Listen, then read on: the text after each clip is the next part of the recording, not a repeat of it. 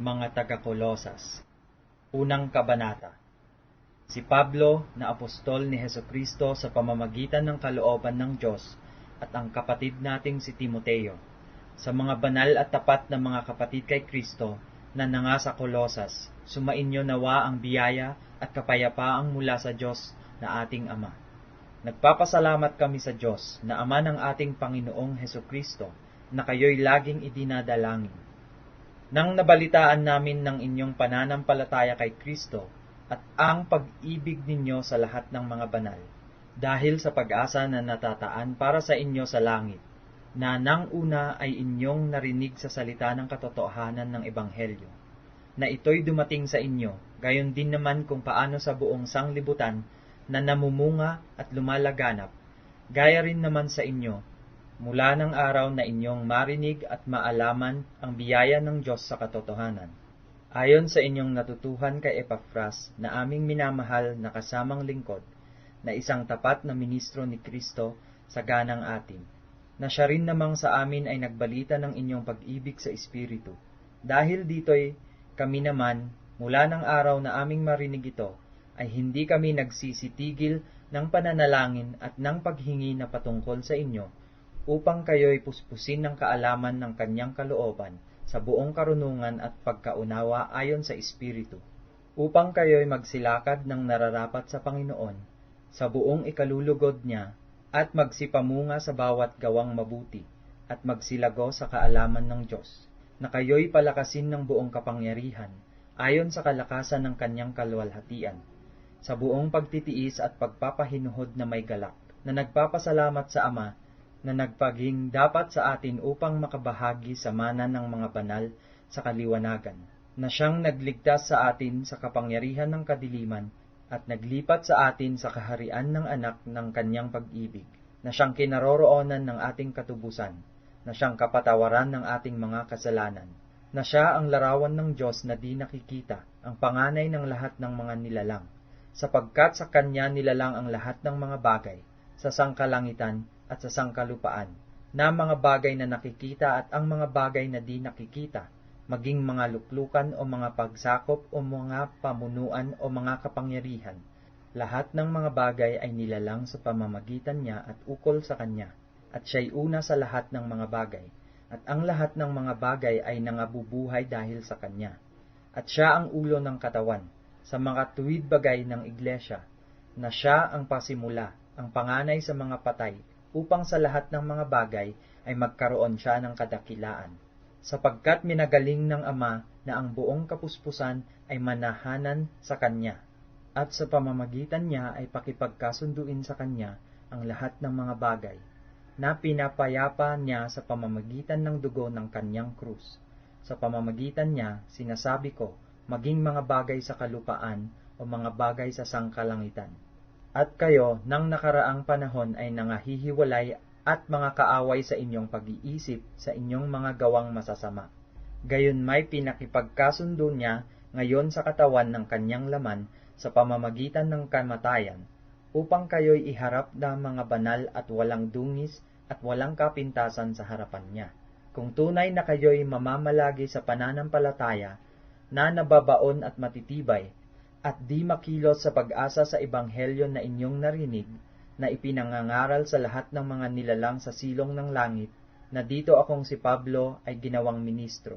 Ngayoy nagagalak ako sa aking mga hirap dahil sa inyo, at aking pinupunan sa akin ang kakulangan ng mga hirap ni Kristo sa aking laman dahil sa kanyang katawan, na siyang iglesia, na ako'y ginawang ministro nito ayon sa pamamahala na mula sa Diyos, na ibinigay sa akin para sa inyo upang maipahayag ang salita ng Diyos, maging ang hiwaga na inilihim sa lahat ng panahon at lahi, datapwat ngayoy ipinahayag sa kanyang mga banal.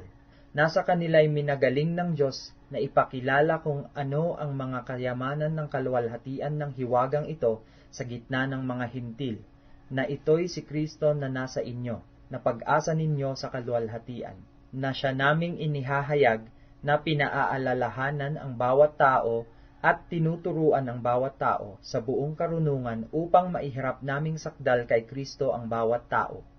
Na dahil dito ay nagpapagal din naman ako, na nagpipilit ayon sa kanyang paggawa, na siyang sa akin ay gumagawa na may kapangyarihan.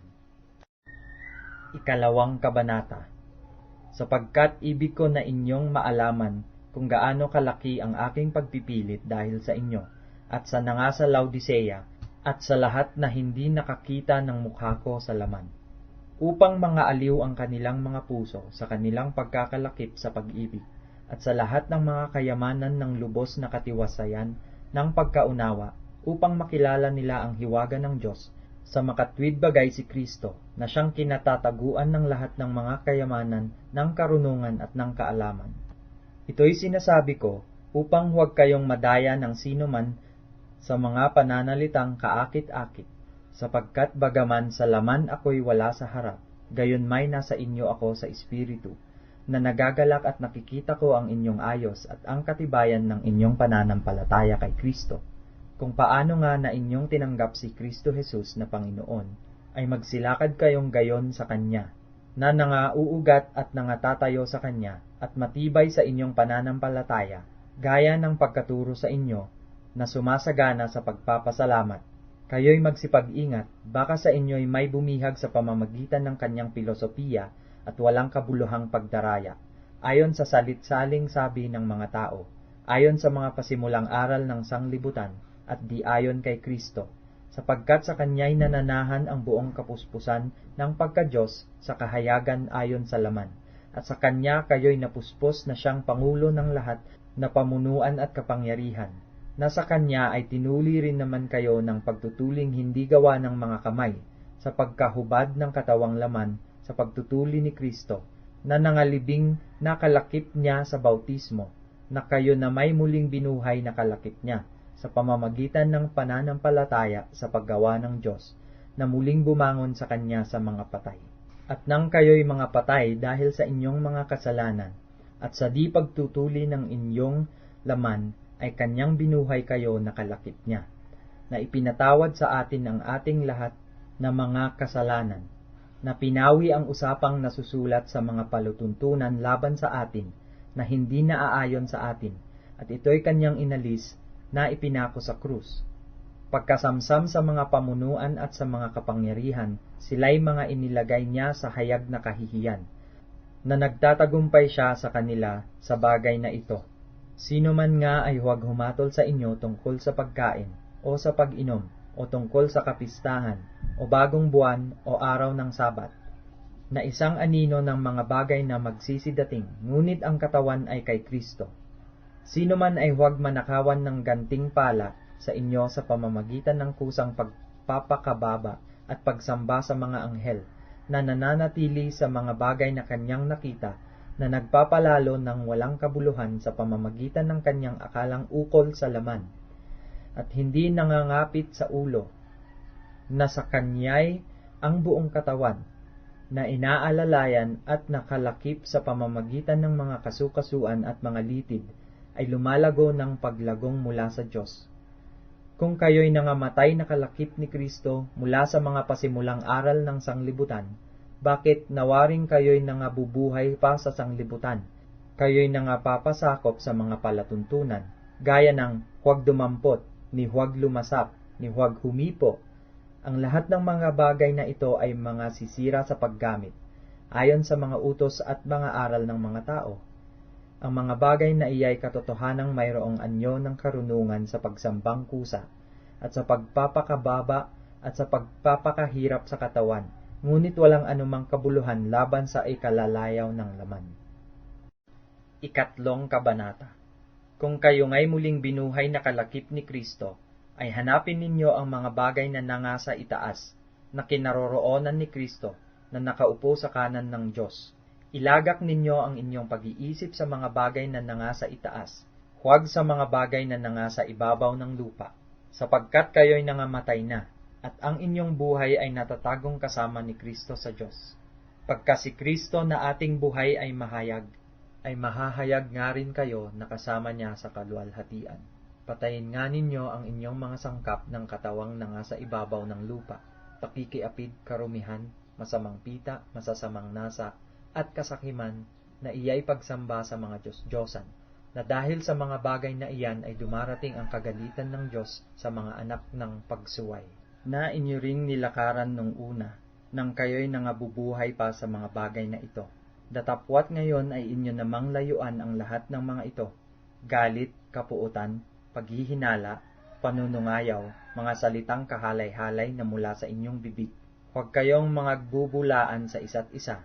Yamang hinubad na ninyo ang datihang pagkatao pati ng kanyang mga gawa, at kayo'y nangagbihis ng bagong pagkatao na nagbabago sa kaalaman ayon sa larawan ni Yaong lumalang sa kanya. Dooy hindi maaaring magkaroon ng Griego at ng Hudyo, ng pagtutuli at ng di pagtutuli, ng barbaro, ng skita, ng alipin, ng laya, kundi si Kristo ang lahat at sa lahat. Mangagbihis nga kayo gaya ng mga hinirang ng Diyos, ng mga banal at minamahal, ng isang pusong mahabagin, ng kagandahang loob, ng kababaan, ng kaamuan, ng pagpapahinhot. Mangagtiisan kayo sa isa't isa, at mangagpatawaran kayo sa isa't isa. Kung ang sino man ay may sumbong laban sa kanino man, na kung paanong pinatawad kayo ng Panginoon, ay gayon din naman ang inyong gawin. At sa ibabaw ng lahat ng mga bagay na ito, ay mangagbihis kayo ng pag-ibig na siyang tali ng kasakdalan.